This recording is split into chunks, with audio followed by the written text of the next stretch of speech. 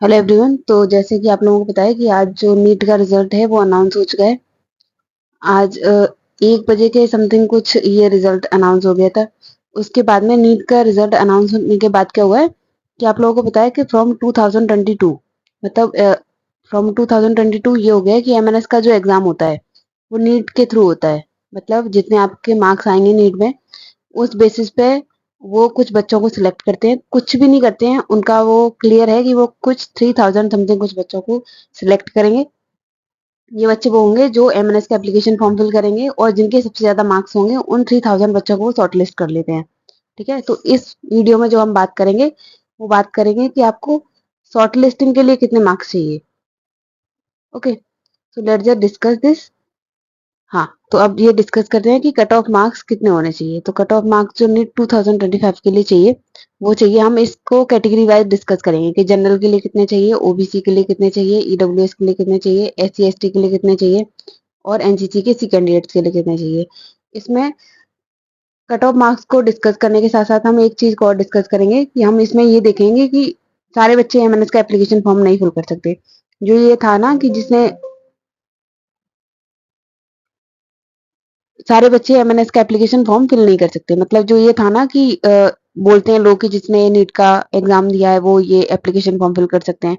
तो ऐसा नहीं है, ये सिर्फ वही बच्चे फिल कर सकते हैं जिन्होंने नीट का एग्जाम दिया था। बट नीट का एग्जाम देने के साथ साथ नीट के जो क्वालिफाइंग मार्क्स होते हैं वो उन्होंने क्या कर लिए, क्लियर कर लिए। मतलब जिसके भी मार्क्स क्वालिफाइंग मार्क्स से ज्यादा होंगे सिर्फ वही बच्चे एमएनएस का एप्लीकेशन फॉर्म फिल कर सकते हैं। ठीक है, तो क्वालिफाइंग मार्क्स देखेंगे हम।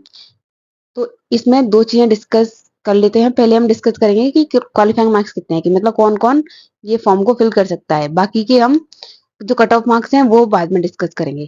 ठीक है, मतलब कि इसी वीडियो में करेंगे, बट पहले qualifying marks then cut off marks. Okay, तो लेट्स जस्ट स्टार्ट। अब देखते हैं जनरल के लिए। जनरल के लिए कट ऑफ मार्क्स, पहले क्वालिफाइंग मार्क्स देख लेती हूँ। जो जनरल के लिए क्वालिफाइंग मार्क्स है वो है 144। जनरल और ईडब्ल्यूएस दोनों के लिए, मतलब जनरल और ईडब्ल्यूएस की सेम ही कट ऑफ मार्क्स ये है क्वालिफाइंग मार्क्स। मतलब जनरल और ईडब्ल्यूएस वाले बच्चे के मार्क्स अगर 140 मार्क्स से ऊपर आ रहे हैं, ठीक है, मतलब जिसके भी मार्क्स 140 मार्क्स से ऊपर हैं वही एमएनएस का एप्लीकेशन फॉर्म फिल कर सकता है। अगर किसी के मार्क्स 144 से कम है, मतलब कि कोई एक,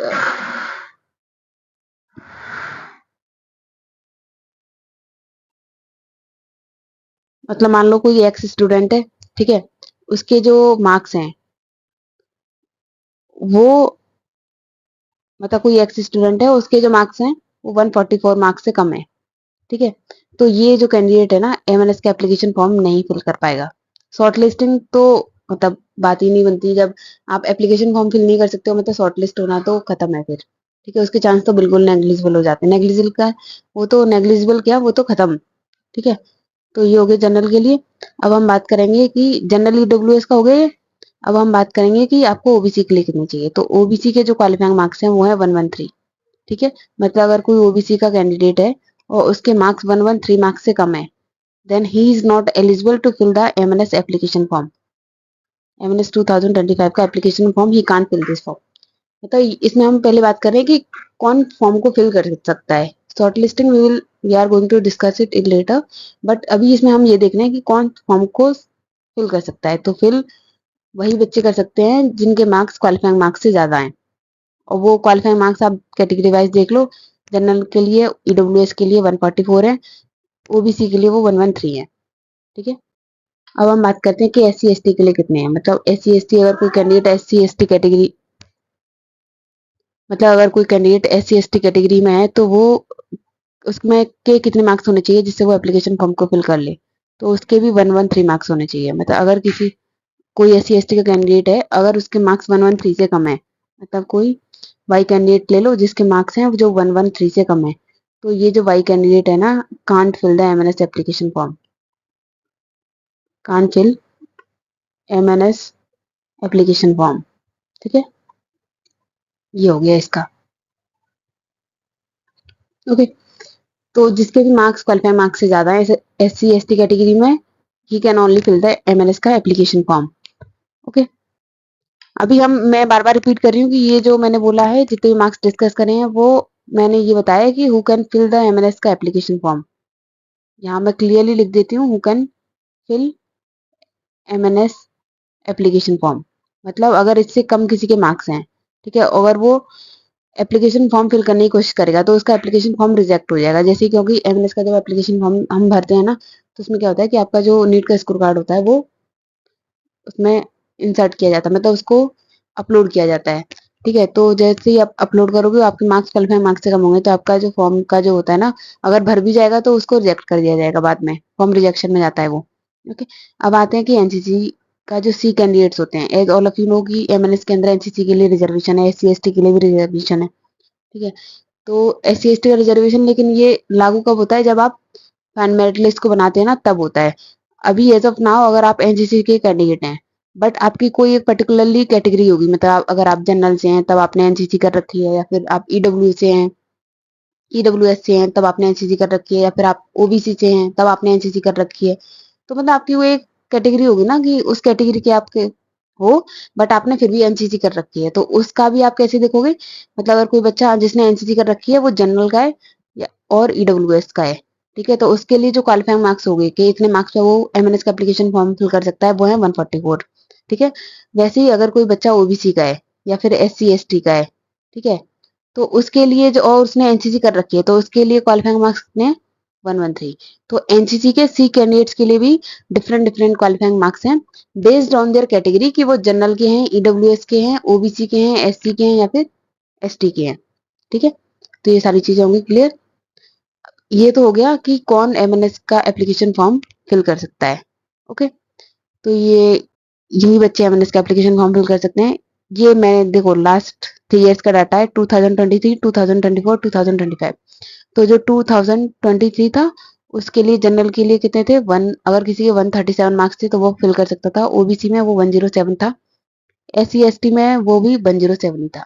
ठीक है, मतलब आप देखोगे कि ओबीसी एससी एसटी के लिए जो क्वालिफाइंग मार्क्स रहते हैं वो सेम रहते हैं। अब पीडब्ल्यूडी का डिस्कस करने का कोई मतलब नहीं बनता है, क्योंकि पीडब्ल्यूडी आप लोगों को पता है कि एमएनएस के अंदर मेडिकल फिटनेस कितनी जरूरी है, तो पीडब्ल्यूडी वाले कैंडिडेट तो जा ही नहीं सकते। ओके, अब नीट 2024 की बात करें तो वो कितने थे, 162 थे जनरल के लिए, ओबीसी के लिए 127 थे, एससी एसटी के लिए भी 127 थे। पीडब्ल्यूडी वाले हमें डिस्कस नहीं करने। अगर 25 की बात करें तो ये देखो 144 जनरल के लिए है, कहाँ है जनरल, ये रहा, जनरल और ईडब्ल्यूएस के लिए सेम ही है 144। ठीक है, ये देखो ओबीसी के लिए 113 है, एससी एसटी के लिए भी 113 है, पीडब्ल्यूडी वाले अगेन हमें कैलकुलेट नहीं करने हैं। ओके, सो ये सारी चीजें थी, एंड आई होप कि आपके जो भी डाउट्स हैं रिगार्डिंग कि कौन कौन एमएनएस का एप्लीकेशन फॉर्म फिल कर सकता है नाउ, वो सारे क्लियर हो चुके हैं।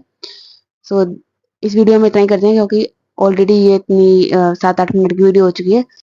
ये अब इसके साथ जो कट ऑफ वाले मार्क्स हैं मैं वो तब डिस्कस करूंगी जब आप मुझे अपनी अपनी कट ऑफ, जो जितने भी मार्क्स आ रहे हैं वो, और उन मार्क्स पे आपकी कितनी रैंक है वो बता दूंगी। तो comment down your rank as well as your marks. ठीक है, मतलब उससे ये पता चल जाएगा कि कौन कौन बच्चा है जो मार्क्स उसके, मतलब ऐसा होता है ना कि किसी के ज्यादा मार्क्स आ रहे हैं फिर भी वो फिल कर देते हैं, जैसे किसी को बीएमएस एमबीडीएस नहीं चाहिए, उसको एक सिक्योर गवर्नमेंट जॉब चाहिए तो वो फिल कर देता है ना, इसलिए।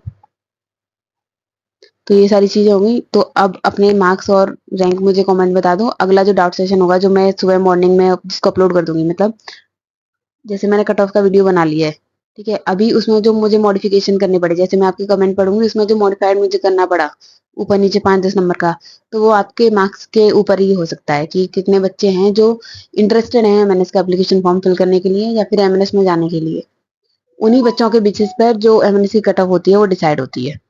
ओके, सो बता दीजिए मुझे कि कौन कौन करना चाहता है, एंड इस वीडियो को लाइक शेयर एंड सब्सक्राइब कर दीजिए, और इस वीडियो को शेयर कर दो जिसको भी एमएनएस का एप्लीकेशन फॉर्म फिल करना है, उनको ये वीडियो बता दो, जिससे जैसे किसी के कम मार्क्स आ रहे हैं बट उसको करना है वो, और उसने एससीबीटी की प्रिपरेशन स्टार्ट कर दी है ना, बट उसके मार्क्स कम है तो he can't fill the form, she can't fill the form ना, तो फिर फालतू में टाइम वेस्ट करने, उसके जो दिमाग में होगा ना कि टाइम वेस्ट हो रहा है, दिमाग में नहीं भी होगा बट उसको पता चल जाएगा कि अच्छा ठीक है नहीं करनी प्रिपरेशन, क्योंकि मैं तो फॉर्म ही फिल नहीं कर सकती, तो वो अपनी प्रिपरेशन स्टॉप करके वापस नीट की करेगी या फिर वो किसी अदर कोर्स में चली जाएगी। इसलिए कह रही हूँ कि जिस जो भी करना चाहता है, आपके अगर कॉन्टेक्ट में कोई ऐसा हो जिसको एमएलएस का करना है, तो इस वीडियो को शेयर कर दो। ठीक है, so that's all for today and bye bye, take care and all the very best.